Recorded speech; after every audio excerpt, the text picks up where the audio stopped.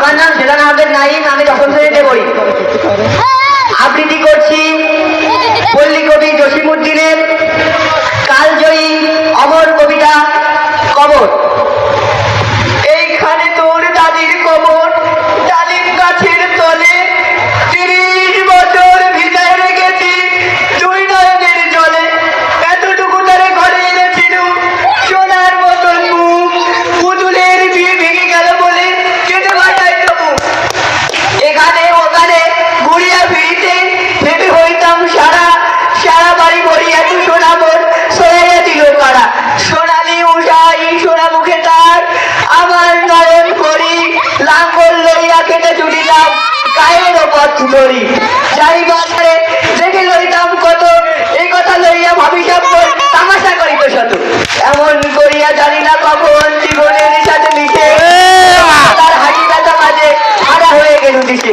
বাপের বাড়িতে যাইবার কালে কবিত ধরিয়া পা, আমার দেখিতে যাইও কিন্তু উজান তলির গা।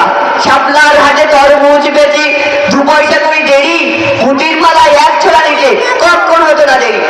1.5 পয়সার তামাক এবং মাজন লইয়া কাটে, সন্ধ্যা শাপলার হাটে তরমুজ বেচি 2 পয়সা করে দেরি, মুটির মালা 1 ছোলা নিতে কখন হতো না দেরি।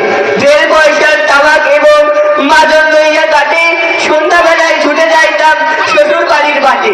হেসো না শোনো দাদু, সেই তামাক মাজন পেয়ে দাদি যে তোমার কত খুশি হতো দেখতিস চলছে। নদ নেড়ে নেড়ে করিত হাসিয়া, এতদিন পরে এলে কত পানে চেয়ে আমি যে হেথায় কেটে মরি আঁকি চলে। আমার ছাড়ে এত ব্যথা যায় কেমন করি হাই, কবর দেশে আর জোর করে দোয়া বাং দাদু আইবো দাদা ভয়। আমার দাদির ব্যস্ত নসিব হয়। সবাইকে ধন্যবাদ। অসংখ্য ধন্যবাদ। অস্থির 950 টাকা দেওয়া হলো উপহার।